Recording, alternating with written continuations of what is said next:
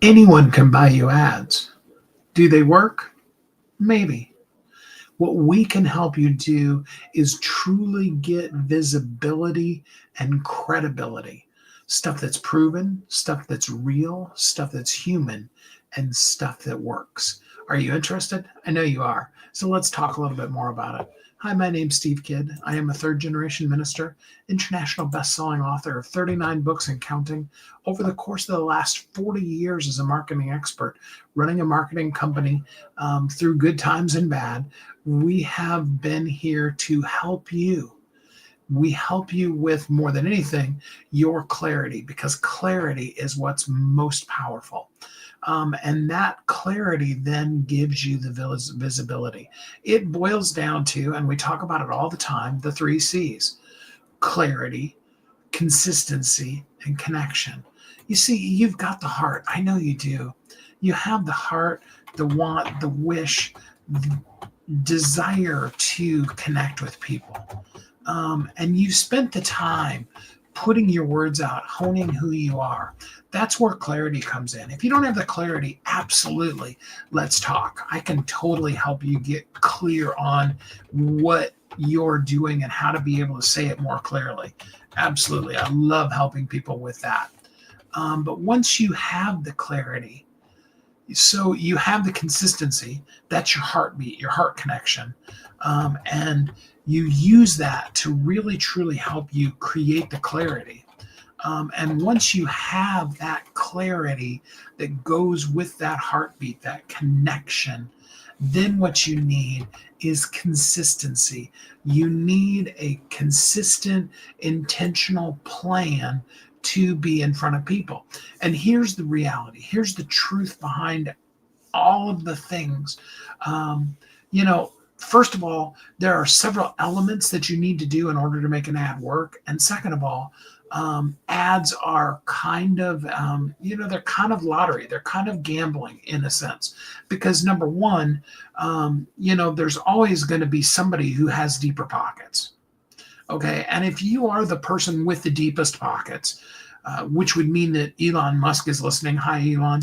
Great to know you. Let's talk. I have some really great sponsorship opportunities for you.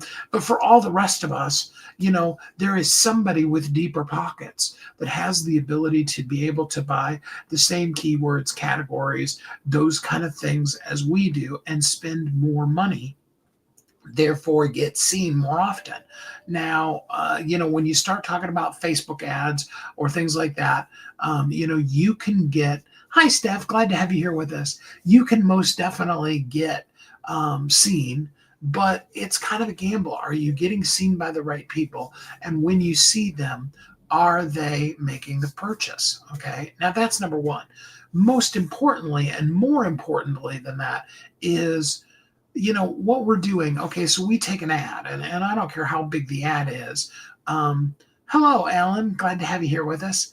I don't care how big the ad is. It's only got a few words, and then we've got to say the things to entice the person to click, and they then click to our landing page. Okay, anybody that's done ads, you understand this concept.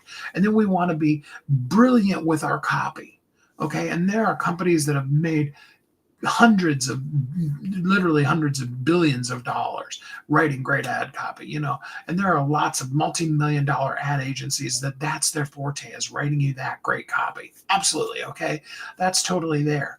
But you got to write that great copy. And then we're hoping that in that one page, in that thing that a person can read in 30 seconds to, at max, maybe 2-3 minutes at the most, that we can convince them to spend how much? $5, $50, 500, 5,000, 50 million. Hi, Allison. Glad to have you here with us. So glad to have you on with us.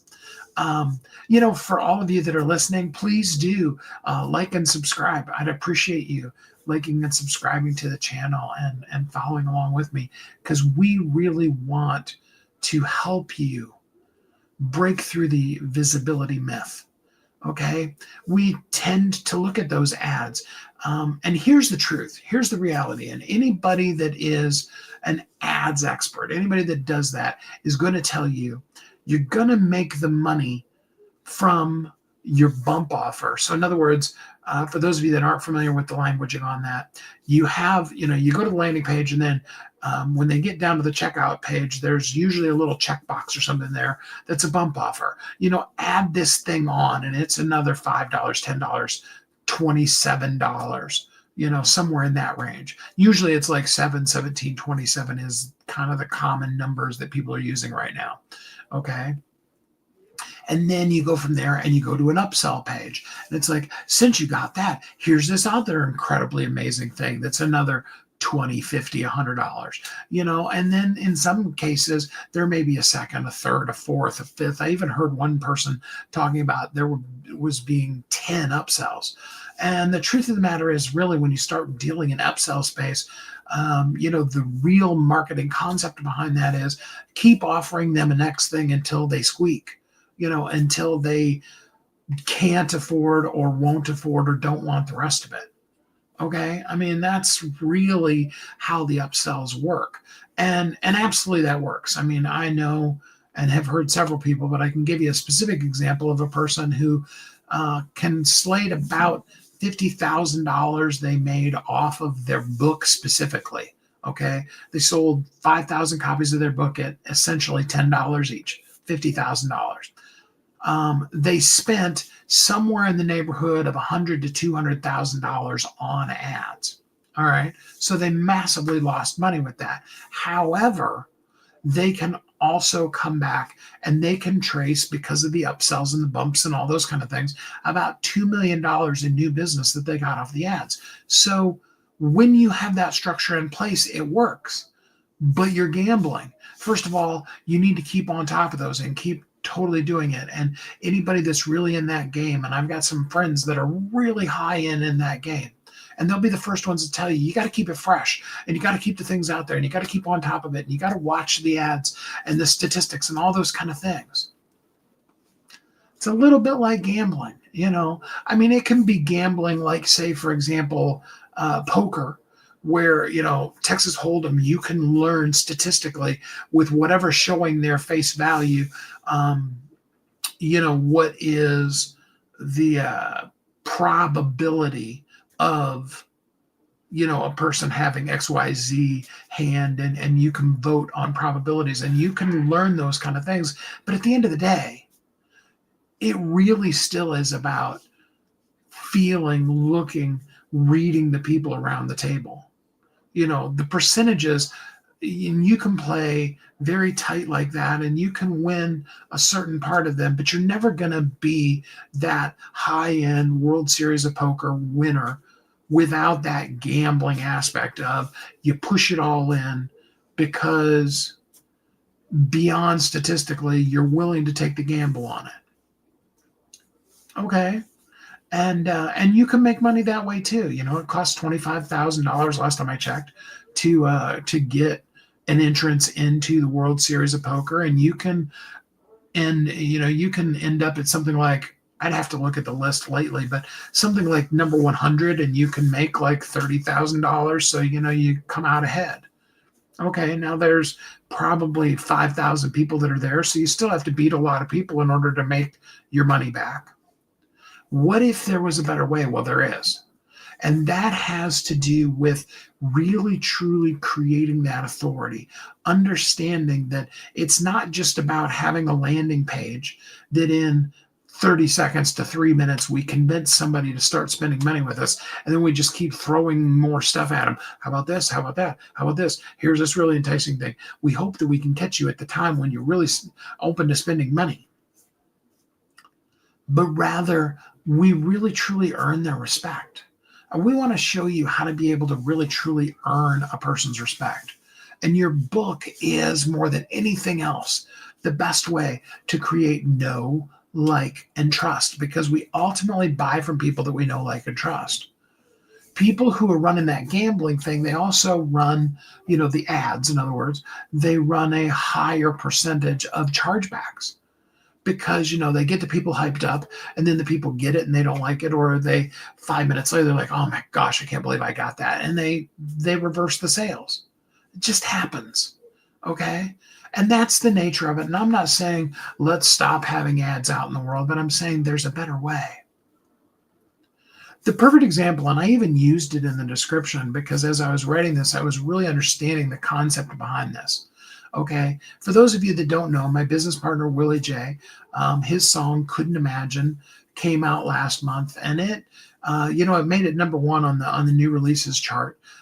Made it as number one in a couple of different sections, but it also on the overall chart, so not any of the new releases or any of those, on the overall chart, it was number two out of all the pop songs. And we're talking the pop charts, which is the largest, most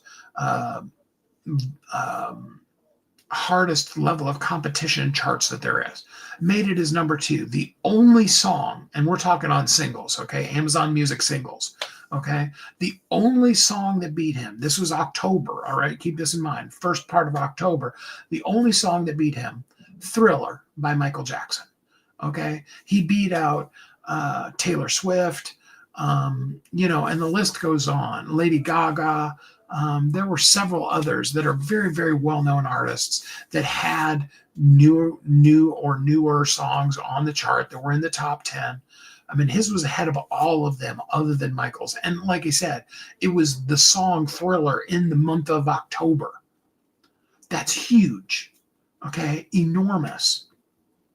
But I was looking at the other side of that, and I was like, authority lasts. You see, with your ads, you got to keep throwing the money at it. You got to keep doing it, okay? And it's a never-ending situation.